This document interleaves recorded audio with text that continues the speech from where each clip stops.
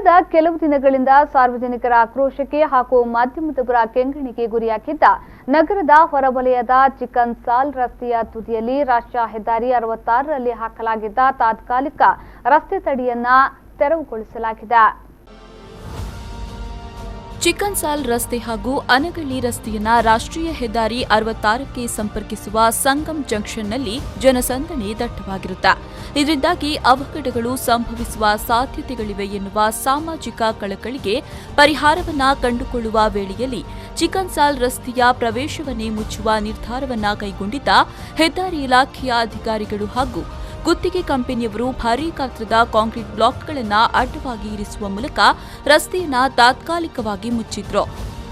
ಅಧಿಕಾರಿಗಳ ಅವೈಜ್ಞಾನಿಕ ನಿರ್ಧಾರದ ವಿರುದ್ಧ ಸಿಡಿದೆದ್ದ ಸ್ಥಳೀಯರು ಹಾಗೂ ಸಾರ್ವಜನಿಕರು ಮಾಧ್ಯಮದ ಮೂಲಕ ತಮ್ಮ ಆಕ್ರೋಶಗಳನ್ನು ಹೊರಹಾಕಿದ್ರು.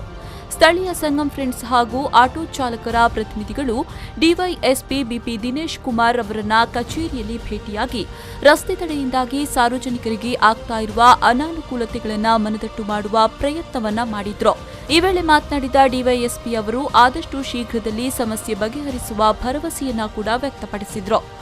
ಸಂಸದೆ ಶೋಭಾ ಕರಂದ್ಲಾಜೆಯವರು ಸ್ಥಳಕ್ಕೆ ಭೇಟಿ ನೀಡಿ ಸ್ಥಳೀಯರ ಅಹವಾಲುಗಳನ್ನು ಸ್ವೀಕರಿಸಿ ಸಮಸ್ಯೆ ಪರಿಹಾರಕ್ಕೆ ಕ್ರಮ ಕೈಗೊಳ್ಳುವಂತೆ ಗುತ್ತಿಗೆ ಕಂಪನಿಯ ಅಧಿಕಾರಿಗಳಿಗೆ ಸೂಚಿಸಿದರು.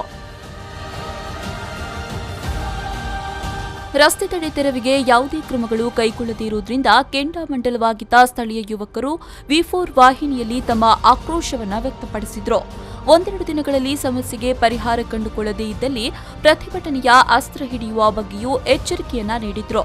ಈ ಎಲ್ಲ ಬೆಳವಣಿಗೆಯ ಹಿನ್ನೆಲೆಯಲ್ಲಿ ಮಂಗಳವಾರ ಮಿನಿ ವಿಧಾನಸೌಧದಲ್ಲಿ ಉಪವಿಭಾಗಾಧಿಕಾರಿ ಮಧುಕೇಶ್ವರ ಹಾಗೂ ಡಿವೈಎಸ್ಪಿ ದಿನೇಶ್ ಕುಮಾರ್ ಅವರ ಉಪಸ್ಥಿತಿಯಲ್ಲಿ ಹೆದ್ದಾರಿ ಅಧಿಕಾರಿಗಳು ಹಾಗೂ ಗುತ್ತಿಗೆದಾರ ಕಂಪನಿಯ ಅಧಿಕಾರಿಗಳು ಸಭೆ ನಡೆಸಿ ಬುಧವಾರ ತಡೆ ತೆರವುಗೊಳಿಸುವ ನಿರ್ಧಾರಕ್ಕೆ ಬರಲಾಗಿತ್ತು.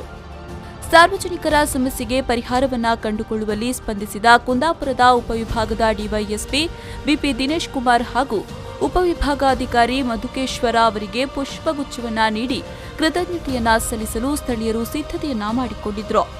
ಬುಧವಾರ ಬೆಳಗ್ಗೆ ತಡೆ ತೆರವು ಕಾರ್ಯಾಚರಣೆಗೆ ಬಂದಿದ್ದ ಗುತ್ತಿಗೆ ಕಂಪನಿ, ಹೆದ್ದಾರಿ ಇಲಾಖೆ ಹಾಗೂ ಪೊಲೀಸ್ ಇಲಾಖೆಯ ಅಧಿಕಾರಿಗಳನ್ನು ಸ್ವಾಗತಿಸಿದ ಸ್ಥಳೀಯರು ಕಾರ್ಯಾಚರಣೆಯ ಆರಂಭದ ವೇಳೆ ಕರ್ತವ್ಯಕ್ಕಾಗಿ ಆಗಮಿಸಿದ್ದ ಪೊಲೀಸ್ ಇಲಾಖೆಯ ಅಧಿಕಾರಿಗಳಿಗೆ ಹೂಗುಚ್ಛ ನೀಡಿ ಅಭಿನಂದನೆಯನ್ನ ಕೂಡ ಸಲ್ಲಿಸಿದ್ರು.